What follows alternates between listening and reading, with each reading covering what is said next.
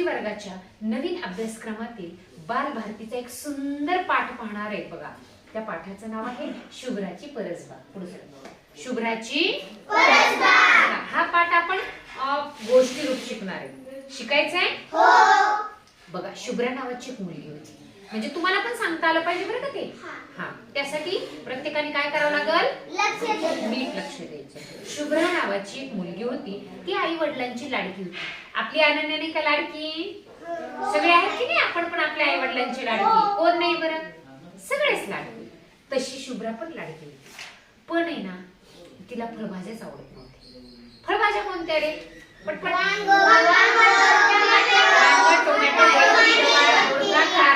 छान. हे तिला काहीच अजिबात आवडत नव्हतं. ती काय करायची? त्याची भाजी केली, हे आई मला नाही खायचं म्हणायची, नाक मुरडायची. नाक मुरडणे म्हणजे नापसंती दर्शन. मला बिलकुल खायचं नाही बघ आई, असं म्हणायची. तिच्या चेहऱ्यावर म्हणजे नापसंतीचे भाव असायचे. मग ती काय करायची? जेवायचीच नाही. तर तर तर तर तिच्या खोलीमध्ये निघून जायची. कोण? आणि मग आई बाबा त्या फळभाज्यांचे खूप महत्व समजून सांगायचे. तिला खाल्ल्याने चांगलं असतं, जीवनसत्व आपल्याला मिळतात, आपल्या शरीराची वाढ होते. शुभ्रा, तू हे खायला पाहिजेस. पण सगळं सांगून झालं तरी शुभ्राला फळभाज्या खाण्याचा नकारच. मग काय होतं बघा, शुभ्राच्या घराभोवती एक रिकामी जागा होती. काही आपल्या पण अंगण असतं की नाही आपल्याला? हा, आपल्या घराच्या आजूबाजूला काही रिकामी जागा असते. तशीच शुभ्राच्या घराच्या भोवती सुद्धा जागा होती. मग तिच्या बाबांनी तिथे भाज्या लावण्याचा निर्णय घेतला. मग त्यासाठी ती जागा सगळी साफसूफ केली आणि मग विविध फळभाज्यांच्या किंवा सगळ्या भाज्यांच्या काय आणल्या? बिया. आपण पण लावतो. आता लावलेत बघा सगळ्यांनी. हा, लावलेत. हा, मिरच्या रोप लावली. बार. तसं मग शुभ्राच्या बाबांनी सगळ्या भाज्यांच्या बिया आणल्या आणि अंतर सोडून त्या जमिनीमध्ये, साफ केलेल्या जमिनीमध्ये काय केल्या? लावून दिल्या. ठीक आहे नाही? आणि मग ह्या सगळ्या कामामध्ये शुभ्रा लुडबुड, बाबा थांबा, मी हे करते, मी हे लावते, मला ती बी, ही बी कशाची, ती बी कशाची, असं विचारू लागली. आणि मग बाबांच्या कुर्ती बारकाईने बघायची, बाबा कशाची बी कुठं लावताय बरं का आरवी. आणि मग बिया लावून झाल्यावर रोज बाबा पाणी घालायचे. लगेच शुभ्रा तिथे पण लुडबुड करायची, बाबा मी पण पाणी घालू लागते, बाबा मी पण तुम्हाला काम करू लागते. आपण पण करतो की नाही आपल्याला जे काम आवडतं तसं. मग ती पण बाबाला म्हणायला लागली, बाबा थांबा बरं. मग तिला उत्सुकता वाटली, अरे बाबा तर दररोज बिया लावते, त्याला पाणी घालते, त्याला गवत आलं की काढते. ही कोण बघत होतं? येता जाता त्या रोपांकडे बघायचे. रोपाला अंकुर फुटू लागले. फुटतात की नाही? आपण आता सरकी लावली, बिया लावल्या की त्याला काय फुटतात? अंकुर म्हणजे काय बरं? अंकुर म्हणजे कोंब. अंकुर म्हणजे कोंब फुटू लागतात. आणि मग ती शुभ्रा बघायची बराच वेळ त्या शेतामध्ये. अरे तिला आनंद वाटायचा, मी बाबा बरोबर पाणी घातलं, मी बाबा बरोबर काम करू लागले. मग ती दररोज बघायची आणि तिला आनंद वाटू लागला. आणि मग हळूहळू भोपळा, वांगी, गवार, भेंडी, टोमॅटो या भाज्यांची रोपं काय झाली? मोठी होऊ लागली. म्हणजे बाबांनी कोणकोणत्या बिया लावल्या होत्या सांगा? भेंडी, टोमॅटो, भोपळा याच्या बिया बाबांनी लावल्या होत्या.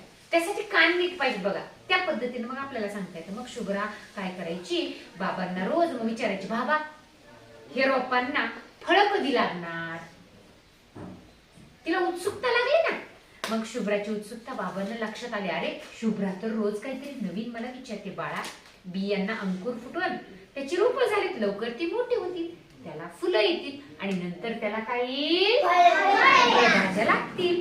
शुभ्राला इतकी उत्सुकता वाढली की आता कधी फुलं येतील, आता कधी फळं लागतील, असं ती रोज जाऊन बघायची. मग आनंद झाला. मग ती काय करायची? शुभ्राच्या मनात त्या भाज्याविषयी गोडी निर्माण झाली. कशामुळे गोडी निर्माण झाली? बाबांनी तिनं मदत केली. टोमॅटो, वांगी, गवार, भेंडी, भोपळा या रोपांना फुलं येऊ लागली.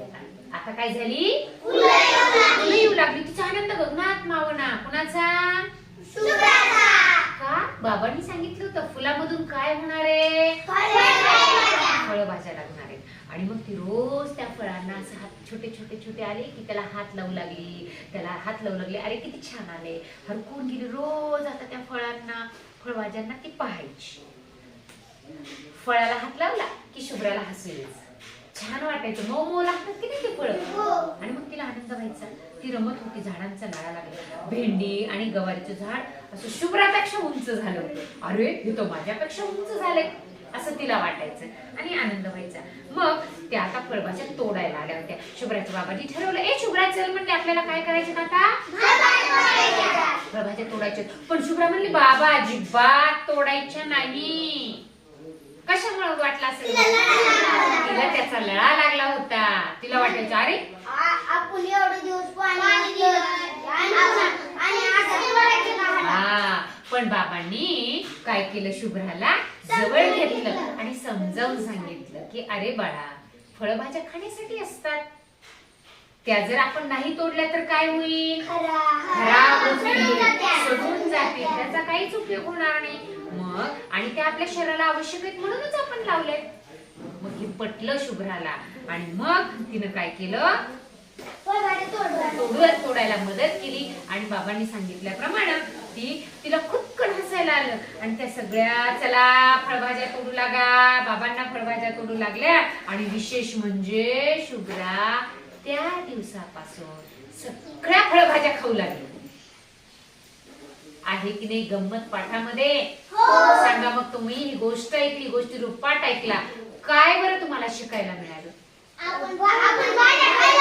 फळभाज्या, पालेभाज्या खायला पाहिजे. का बरं खायला पाहिजे?